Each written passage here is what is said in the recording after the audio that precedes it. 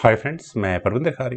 Friends, आज की हमारी गेम शराफत जी की वीडियो रिकमेंडेशन है। 1991 कैंडिडेट्स टूर्नामेंट में 9th राउंड में वेसिली इवांचुक और आर्थर यूसुपोव के बीच में एक मुकाबला खेला गया था। यहाँ वेसिली इवांचुक ने इंग्लिश ओपनिंग यानी C4 के साथ शुरू किया। E5 का रिस्पॉन्स यहाँ यूसुपोव का आया। G3, D6, Bishop G2, G6, D4, Knight D7, then Knight C3 from Vasily Ivanchuk, Bishop G7, then Knight F3, Knight G goes to F6 और इसके बाद दोनों साइड्स का कैसल आया can say Kings Indian truncated structure में game transpose हो चुकी है। क्वीन C2, देन रुक E8 स्क्वायर पर रुक D1, C6, B3, then queen E7 square पर बिशप A3, E4 कह सकता हूँ गुजर के लिए पॉन पिन कर दिया गया है। और अगले मूव में यहाँ नाइट पर अटैक बनाया तो व्हाइट ने अपने नाइट को G5 स्क्वायर पर प्लेस करके वापस पॉन पर अटैक बनाया। लेकिन यहाँ आर्थर के पास एक और ऑप्शन है अपने इसी पॉन को एक कदम और आगे पुश करने की। व्हाइट यहाँ फोर्सफुली पॉन एक्सचेंज नहीं कर सकता, अदरवाइज यहाँ चेक देने के साथ साथ नाइट व्हाइट को गंवाना पड़ जाएगा। तो F4 की ऑप्शन को यहाँ पर पहले वेसिली इवांचुक ने चुना।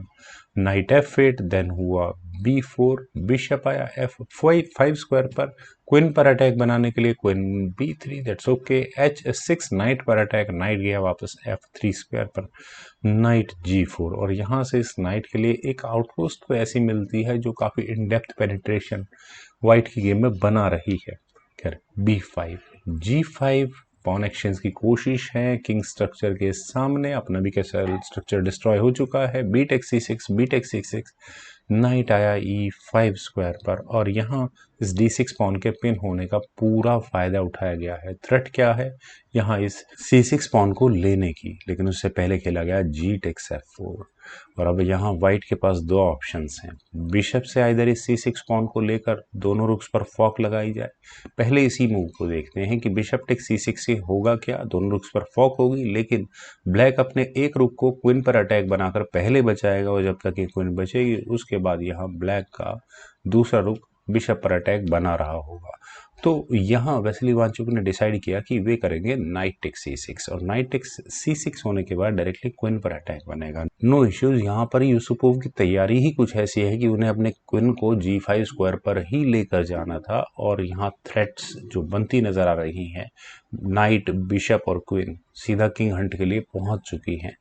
बिशप टेक्स D6 और अगर फर्दर यहाँ पॉन एक्सचेंज होते हैं तो वाइट का बिशप एक ऐसे स्क्वायर पर आ जाएगा जो सेफ्टी प्रोवाइड करने के लिए काफ़ी होगा। तो ऐसे गेम यहाँ आर्थर यूसुपोव वाइट को खेलने ही क्यों देंगे। यहाँ पर खेला गया नाइट G6, नाइट की एंट्री हुई है और मेरे ख्याल से इसी पॉइंट पर ब्लैक को एच पॉन पुश कर लेना चाहिए था। क्वीन पर अटैक बनता, क्वीन को पहले हटाना पड़ता, लेकिन यहाँ खेला गया नाइट D5 और नाइट के D5 स्क्वायर पर आने के बाद हाँ E7 स्क्वायर पर कुछ गेम प्ले तो मिलता है, स्पेशली नाइट है, कोई प्रॉब्लम ज़्यादा खास अभी फिलहाल है नहीं। क्वीन गई H4 स्क्वायर पर और यहाँ सीधा H2 पॉन पर अटैक है, चेक देने के साथ प्रॉब्लम्स तो खैर है।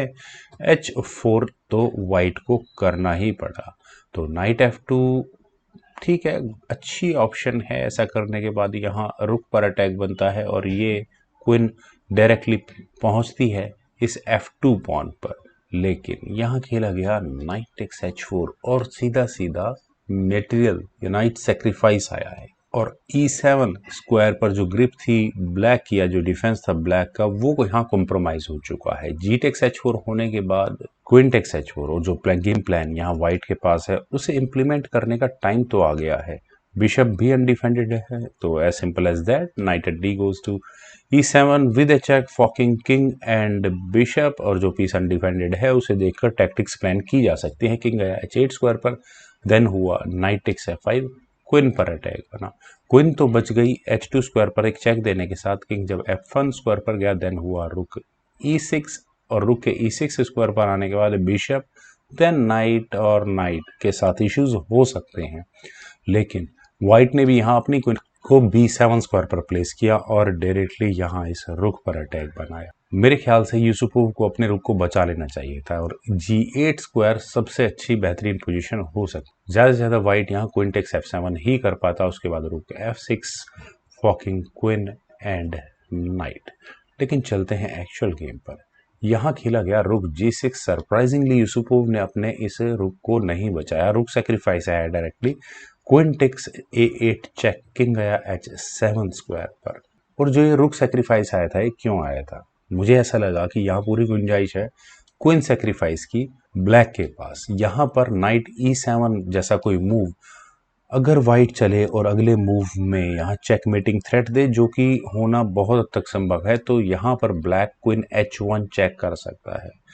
बिशप टेक्स H1 करना ही होगा, देन नाइट H2 चेक होगा, किंग को E1 स्क्वायर पर जाना होगा, देन रुक 1 G1 चेक, और वो चेकमेट होगी with the help of that H2 pawn.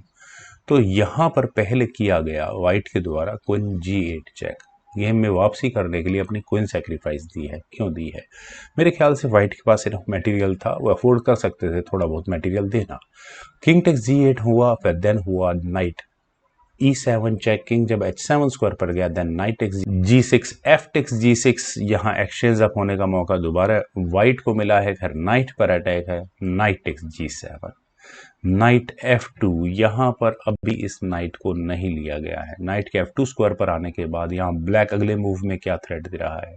Night को H3 स्क्वायर पर ले जाकर यहाँ चेकमेट की थ्रेट देने की। बिशप को हटाया नहीं जा पाएगा क्योंकि यहाँ F2 स्क्वायर पर भी एक चेकमेट है, बिशप पिन है इसका मतलब।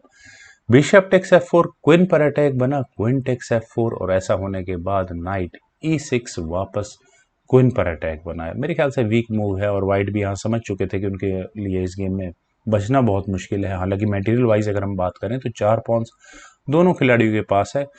ब्लैक के पास जो क्वीन है उसके लिए मान लेते हैं कि वाइट के पास 2 रूक्स हैं और नाइट के सामने नाइट है ही, यानी कि बिशप एक्स्ट्रा है फिलहाल वाइट के पास, लेकिन वाइट कंप्लीटली डिफेंसिव मोड में है। क्वीन बचाई पहले H2 स्क्वायर पर, देन रुक eight D goes to B1। यहाँ वाइट ने अपने रुक को बचाया और कोशिश की कि किसी तरह से एक या 2 चेक्स दी जा सके और गेम को ड्रॉ की तरफ धके लेने की कोशिश हो सके, लेकिन नाइट H3 और सीधा यहाँ चेकमेट की थ्रेट है। बिशप को हटाया नहीं जा सकता, जैसे मैंने पहले कहा, फिर वही चेकमेटिंग इश्यूज होंगे।